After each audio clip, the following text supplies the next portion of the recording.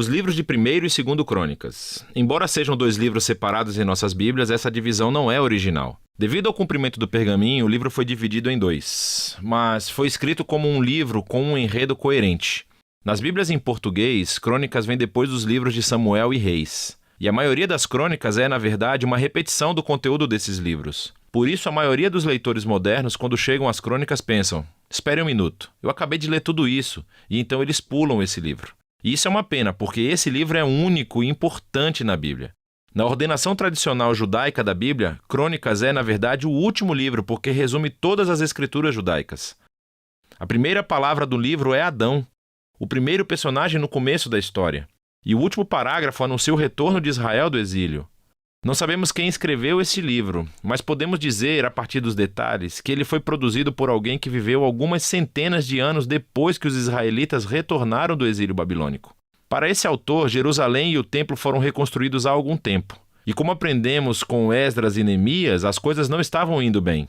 A grande esperança profética era de que a cidade e o templo fossem reconstruídos e que Deus viesse a viver entre o seu povo. O rei messiânico viria e todas as nações viveriam sob o seu governo pacífico, mas nada disso aconteceu. E assim o autor de Crônicas reformulou essas histórias de Davi e Salomão e os reis do passado, a fim de fornecer uma mensagem de esperança para o futuro. E veremos que ele projetou esse livro para enfatizar 2 temas claros. Primeiro, a esperança do futuro rei messiânico, e segundo, a esperança de um novo templo.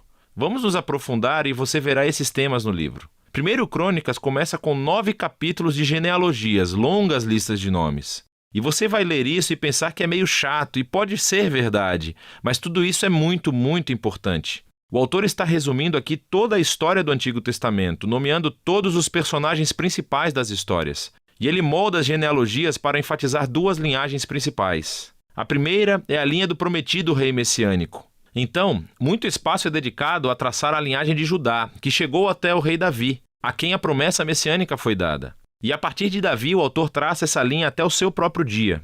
A outra linhagem da família que recebe muita atenção aqui é a do sacerdócio, os descendentes de Arão, que, é claro, serviam no templo. E assim, desde o início, você pode ver os 2 temas principais. Os autores esperam que o Messias venha construir um novo templo, e isso tem raiz nessas antigas genealogias. Depois disso, o autor avança para as histórias sobre Davi.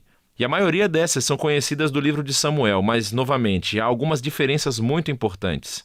Primeiro de tudo, o autor deixa de fora todas as histórias negativas sobre Davi, onde ele é retratado como fraco ou imoral.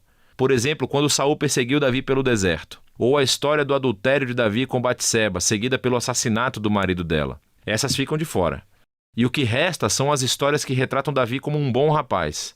E não só isso. Há também material novo que você não encontrará no livro de Samuel, que mostra Davi de uma forma muito positiva. Então há um grande bloco de capítulos onde Davi faz preparativos para o templo. Ele organiza recursos e construtores, os levitas e os coros. E não apenas isso, o autor também retrata Davi como uma figura semelhante a Moisés. Deus deu a Davi planos para a construção do templo, assim como deu planos a Moisés para a construção do tabernáculo. Então, por que todo esse novo material sobre Davi? Tentando esconder as falhas de Davi, ele sabe que qualquer um pode ler sobre elas no livro de Samuel.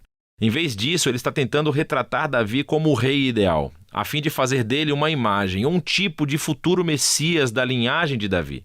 É muito semelhante à maneira como Jeremias ou Ezequiel falaram do futuro Messias como um novo Davi.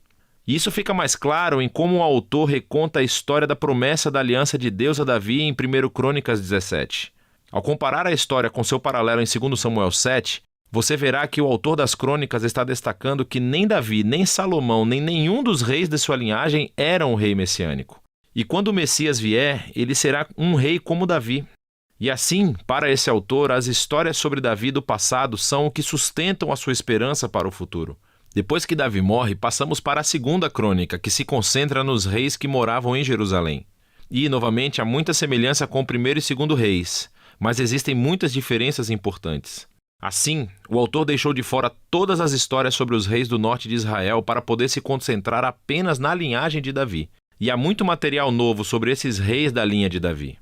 Ele destaca os reis que eram obedientes a Deus e acrescenta novas histórias sobre como a sua obediência levou ao sucesso e à bênção de Deus. Mas ele também adiciona novas histórias sobre reis que foram infiéis a Deus. Eles não seguiram a Torá e levaram Israel a adorar ídolos. E esses reis enfrentaram consequências terríveis que levaram ao exílio de Israel, uma bagunça que eles mesmos criaram. E assim, toda essa sessão se torna uma série de estudos de caráter, onde o autor quer que gerações posteriores de israelitas aprendam com a sua história familiar.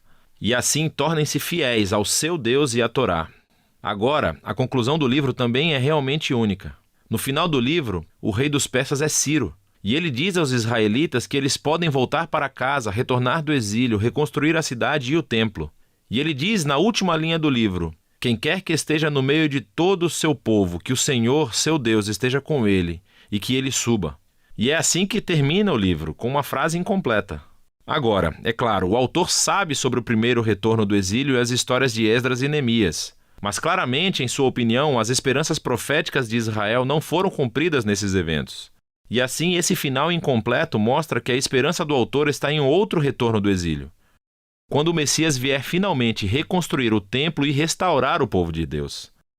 E assim, o livro das Crônicas, o livro final das Escrituras judaicas, termina direcionando o leitor para o futuro. Ele chama o povo de Deus para olhar para trás, a fim de olhar para frente, porque o passado se tornou a fonte de esperança para o futuro.